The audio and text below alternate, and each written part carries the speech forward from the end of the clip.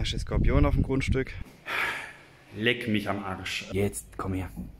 Es ist halt echt zum halt alles verspritzt, ne? Die schlechteste Qualität, was ich bisher in Paraguay gesehen habe. Buga die Kugel in der Hand, weiß allerdings nicht, was er machen soll. Kleiner Moment. Ab und zu verzweifelt man doch an meinem gesunden Menschenverstand. Buen dia und herzlich willkommen zu unserem Video Nummer 96. Alles ändert sich, Nerven aus Stahl Teil 2. Ich wünsche euch ganz, ganz viel Spaß beim Video.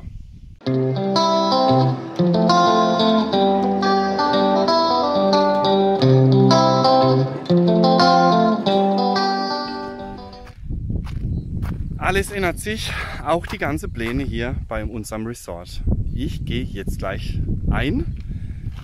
Warum und welche Pläne sich jetzt ändern, zeige euch aber ganz kurz nochmal die Reaktion vom Video aufs Video Nummer 95. Buenas, so ich habe jetzt die erste Reaktion vom letzten Video bekommen, Nummer 95, dass ich ein bisschen mit Nummer aussehe, fertig aussehe. Ja, deswegen auch der Titel, Nerven aus Stahl. Nee, es ist wirklich so, wir sind momentan in einer stressigen Phase. Außerdem habe ich mich nicht geschminkt, ja, und die Frisur habe ich nicht gemacht. Nee, es ist wirklich so, momentan es ist verdammt stressig. Aktuelles Beispiel heute.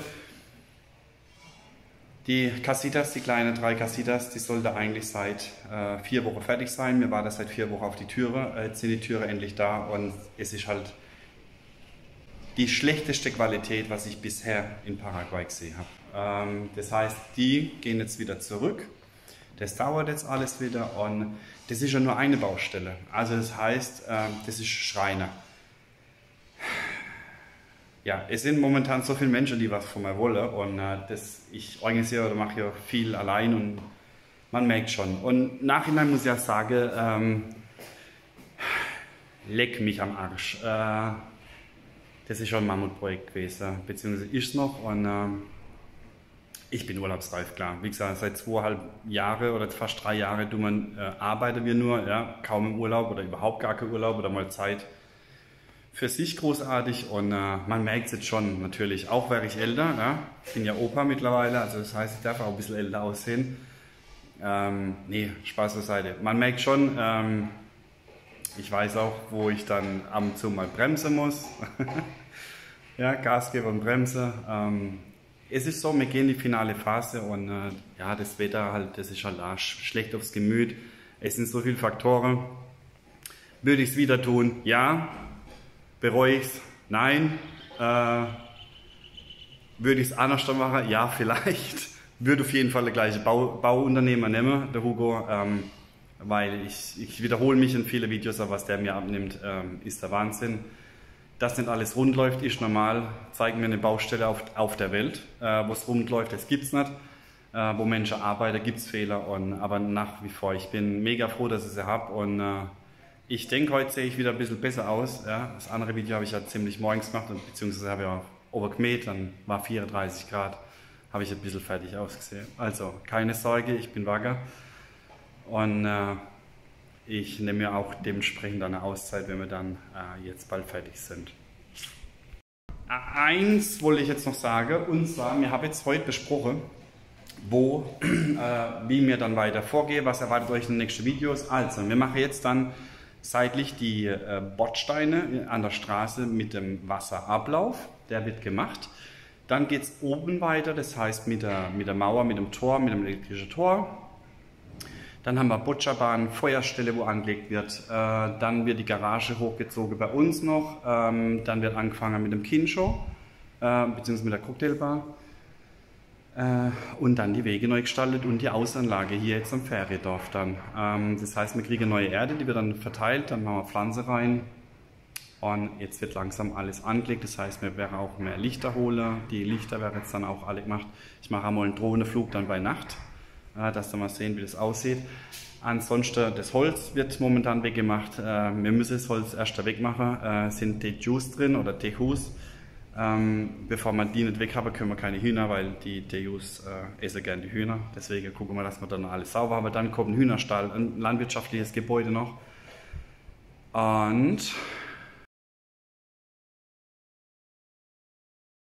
Erste Skorpion auf dem Grundstück. Also ein schwarzer, der ist ungiftig oder ungefährlich. Schön, oder? Richtig toll. Mal, guck mal, jetzt, komm her. Wow.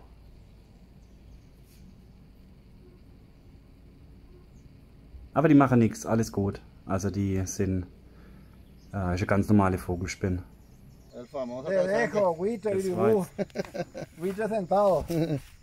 Das war jetzt der Grund, warum das wir Stromausfall haben. Da ist oben. Irgendwas hat er gemacht, der Bo. Naja, jeden Tag was Neues.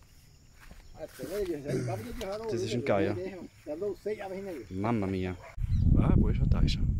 Schau mal.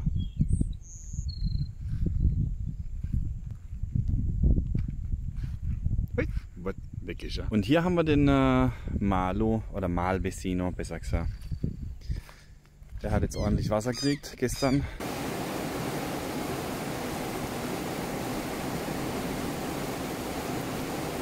So, wurde fertig betoniert. Hat dann direkt geregnet, man sieht es, hat ein bisschen Zement runtergewaschen. Ich würde euch echt gern mal ein Video machen ohne Wind, aber Wind, Sturm, Hagel, Regen, Regen, Regen. Es ist halt echt zum... Und nochmal Sturm. Leck mich am Arsch. So sieht es momentan aus bei uns. Naja.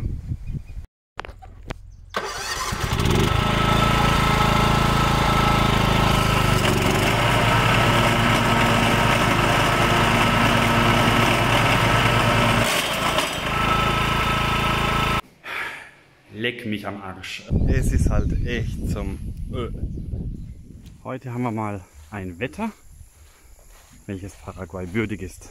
Und die Jungs, wir arbeiten heute am Holz, wollen den Holzhaufen wegmachen. Das wird aber allerdings noch eine ganze Weile gehen. So, Diego spaltet und der Louis spaltet. Und der Thomas hat die Aufsicht. Jetzt gucken wir, dass wir halt Feuerholz machen für den Ofen und für die Feuerstelle. Und gerade eben sind die Schreiner gekommen mit unserer neuen Türe. Und da steht die Tür. Wir haben einmal paraguayische Pflanze drauf, dann haben wir Loro drauf, ein Tukan, also ein Papagei und ein Tukan. Da haben wir das. Und oben steht unser Name noch drauf, unser Nachname. Schön. Buen dia, Sodele. Ich bin zwar krank, deswegen mache ich momentan ein bisschen weniger Videos. Oder wir sind alle krank, alle Los Loquitos sind krank, erkältet.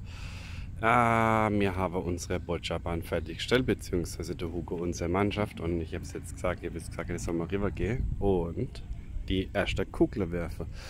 Von Grundaufbau, wir haben von der Maße, die ist jetzt 3,5 Meter breit und 12 Meter lang. Normalerweise kann man sie 3,66 Meter auf 18,29 Meter. Das war mir aber echt zu lang und echt zu groß. Wir haben jetzt gemauert außenrum, haben dann ohne verdichtetem Stampfer, dann haben wir Folie eingezogen, Bilder, kann ich euch mal einblenden. Und habe jetzt dann Sandschicht reingemacht. Es wird aber noch so sein, weil die Kugeln ziemlich schwer sind, dass wir hier oben drauf dann noch ein Holzbrett anmachen.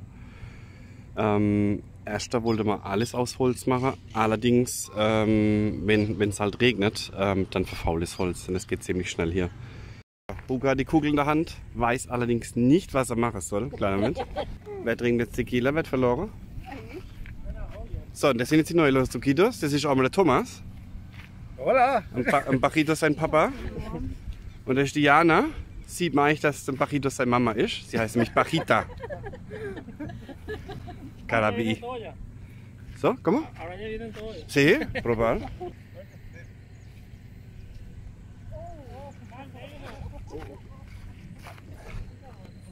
Sicherheitshalber tun wir sie gerade ein bisschen mehr anklicken. Oh, bien. Der war gut.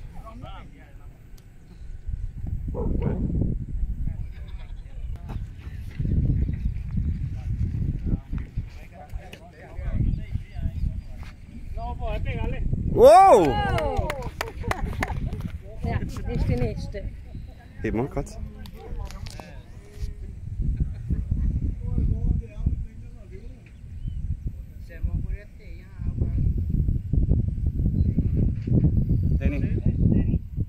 Und bevor wir zu den Änderungen kommen, wurde ja was getan. Also vorne der Weg von der Michelle, die Unterkonstruktion wurde fertiggestellt.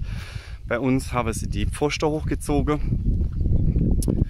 von der Garage und dieser Weg wurde verbreitert hier. Des Weiteren wurde jetzt hier der Weg bis nach vorne gemacht und wir haben mal den Bordstein und den Regenabfluss betoniert.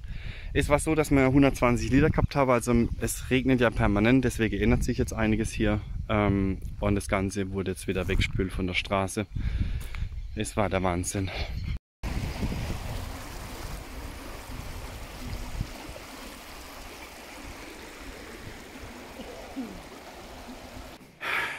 Leck mich am Arsch. Es ist halt echt zum So, dann gehen wir mal rüber. So, wenigstens ist unser Plan aufgegangen. Das heißt, das Wasser, was jetzt vom Nachbar rüberkommt, schießt jetzt dann ins Resort rein, geht hier entlang und geht dann hier vorne zur Straße. Achtung. So, der Nachbar fängt jetzt an, die baggern kräftig und die Drainage oben wird auch fertig gemacht. Das heißt, es kommt dann weniger Wasser bei mir an. Das Wasser läuft dann am Grundstück hinter raus. So, genau. Dann haben wir die Wege fertig gemacht. Auch diesen Weg haben wir jetzt fertig. Ich muss auch sagen, ich habe die schlimmste Woche hinter mir, seit dass wir eigentlich in Paraguay sind. Ich war schicker am Verzweifeln. Kincho Cocktailbar wurde angefangen. Und zwar haben wir jetzt beschlossen, dass wir das Kincho, also die Cocktailbar bauen, dann eine Dachterrasse, aber ohne Dach. Das heißt, es bleibt offen. Das nächste, was wir jetzt beschlossen haben, ist eine Terrasse in dem Maße vom Kincho. Das Kincho hat 4 Meter Tiefe, 6 Meter Breite. Machen wir jetzt auch vorne noch eine Terrasse.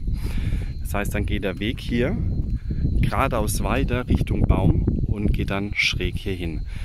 Hier in der Mitte geht ein Weg von 2 Meter zum anderen Weg und geht dann weiter, direkt weiter in den Pool. Also das heißt, es kommt nicht die Kurve hier hin, es kommt auch nicht hier runter, sondern es wird ein zentraler Eingang gemacht. Hat den Vorteil, dass wir enorm viel Platz hier haben für später mal irgendwas noch hinzubauen bzw. jetzt zu pflanzen. Die Idee war, dass wir hier komplette Kakteelandschaft machen. Das heißt, vorne machen wir ja zu mit Pflanze und dann kommt Steine, also Erde rein und Steine und dann kommt hier eine Kakteenlandschaft hin. Genau. Dann haben wir hier, also die Terrasse wird auch überdacht. Das heißt, dann sieht man hier am Trockenen, hier kommt so eine kleine Terrasse hin, wo dann der Grill hinkommt und der Ofen und nochmal die 2 Gästegrills. So, und jetzt gehen wir mal rein. Es wurde alles beseitigt, aber ich zeige euch jetzt mal die Bilder oder die Videos, welche ich aufgenommen habe. Also es war so, dass wir drüber Schränke gehabt haben, die Kleiderschränke, und ich habe gesagt, bitte Platz lasse zwischen der Wand und zwischen Möbelstück. Das hat super funktioniert, drüber haben wir überhaupt kein Schimmelproblem. Dann habe ich das gekürzt unten, habe es komplett pept an die Wand gestellt. Intelligent, ja, damit es schön aussieht, aber nicht meine Worte umgesetzt. Jetzt haben wir dann ein Schimmelproblem gehabt. Ich zeige euch gerade mal ein Video. Und die Jungs sind jetzt gerade da und machen die Rückwände raus. Also Gott sei Dank haben wir es rechtzeitig erkannt. Das sieht man es noch. Und machen jetzt die neue die neue Rückwände hin. Man konnte es abschmirgeln an der Wand und das machen wir jetzt auch besser. Mit der, also wir haben es abgeschmirgelt und werden jetzt dann mal gestrichen. Morgen kommt der Luna La Solution und macht das alles richtig. Dann war es so, ich habe mal die Häuser angeschaut und es war halt alles verspritzt. Ne? Also es war wirklich die ganze Farbe, wo sie auf die Tür bzw. auf den Türrahmen, es war ja alles neu. Luna war fertig, dann sind die Türen eingebaut worden und dann war halt alles verspritzt, alles vermagert. Auch hier zeige ich euch mal ein Video. Und ich habe dann einfach gefragt, Mensch, warum kann man da nicht einen Karton nehmen? Ja, einen Karton hier reinklemmen, ja, und dann streiche. Dann habe ich keine Spritzer etc. Genauso wie es der Luna macht bei der Fenster. Dann nimmt einen Karton, ja, streicht und das Karton ist dann, das Fenster ist dann sauber. Naja, ich habe echt gemeint gehabt, ich breche ab, weil wir halt echt jetzt unter Termindruck stehen. Leck mich am Arsch. Es ist halt echt zum... Wir stehen kurz vor Weihnachten. Alle sind jetzt ausgebucht. Ein Haus ist frei, glaube ich, aber erst im Januar. Da könnt ihr gerne buchen und der, wo jetzt bucht über das Video, kriegt 50% Rabatt für den Urlaub. Gerade als Bemerkung dann bei der Buchung eingebe, dann YouTube.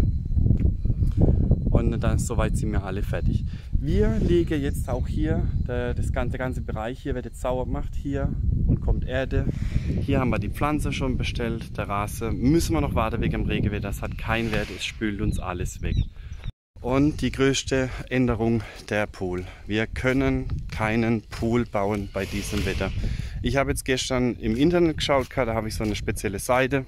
Die sind ziemlich genau, die Wettervorhersage. Ja, ich weiß, man kann bis im Januar vorhersehen. Allerdings die Tendenz sieht folgendermaßen aus, dass wir bis März, also einschließlich Februar, ziemlich viel Regen bekommen. Es soll jetzt jeden Tag besser werden, aber immer wieder Regen. Und wir können diesen Pool bei Regenwetter, will ich diesen Pool nicht fertigstellen. Das heißt, diese Temporada ist für mich gelaufen. Ja, vom Wetter her, wir sind 2,5 Monate, jetzt mittlerweile 3 Monate zurück von der Baumaßnahme. Wir machen jetzt over die Genehmigung, holen wir uns ein für die Mauer vorne am Eingang. Dann ist der Entrada-Bereich komplett fertig, dann machen wir die Straße komplett fertig. Und der Pool wird leider Gottes halt erst nächstes Jahr dann im März, April, Mai gebaut. Ich kann es nicht heben. Es nützt nichts, wenn man hier betoniert und gerade beim Pool die Idee, was man habe und es regnet ganz viel, dann spült mir das ganze Zement raus und das ist mir dann echt zu riskant, weil es kostet halt doch einiges. Genau. Festeln haben wir, Anfrage haben wir zum Feiern, Hochzeiten, Geburtstage. Da müssen wir jetzt gucken, ob wir es dann hinkriegen. Hier hinten dann eine Zeltaufschlage im Palmegarten und dann halt die Cocktailbar benutzen. Aber ansonsten wird alles schön. Die haben die Jungs auch aufgeräumt und wenn wir dann, wie gesagt, noch Geld übrig haben, beziehungsweise nächstes Jahr auch zur nächsten Temporada, wollen wir hier dann noch einen Salon de Fiesta bauen, wo dann die Terrasse dann wieder rüber gehen Richtung Posadas. Es ist nicht leicht, also wirklich nicht leicht. Abends zu verzweifeln man doch, an meinem gesunden Menschenverstand.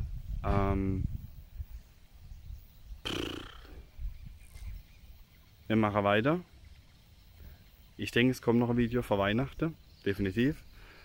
Und zu unserem 100. Video haben wir was Tolles überlegt. Ich wünsche euch einen ganz tollen Tag, ganz tolles Wochenende. Ich denke, ich mache es heute noch fertig und lade es heute noch hoch und geht heute noch online. Also das heißt, heute haben wir Freitag, bei uns ein paraguayischen Feiertag heute. Ich wünsche euch eine ganz tolle Zeit. Bis zum nächsten Video. Gesund bleiben bitte. Bis dann. Ciao, ciao. Leck mich am Arsch. Es ist halt echt zum